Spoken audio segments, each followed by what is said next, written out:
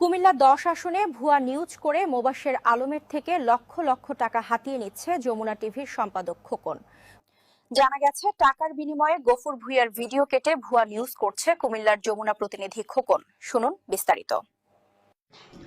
প্রিয় কুমিল্লা ১০-এর মানুষ, আপনারা দেখতে পাচ্ছেন মোবাশ্বের আলম ভূঁইয়া নাঙ্গলকোটে মানুষ ৫০-৬০ জন নিয়ে বিভিন্ন জায়গাতে আগুন নিয়ে ছিনিমিনি খেলছে, সাধারণ মানুষের উপরে হামলা করছে।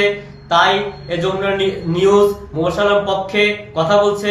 তিনি বিভিন্ন জায়গা থেকে মোবাশ্বের আলম ভূঁইয়া থেকে টাকা নিয়ে নিউজ করতেছে।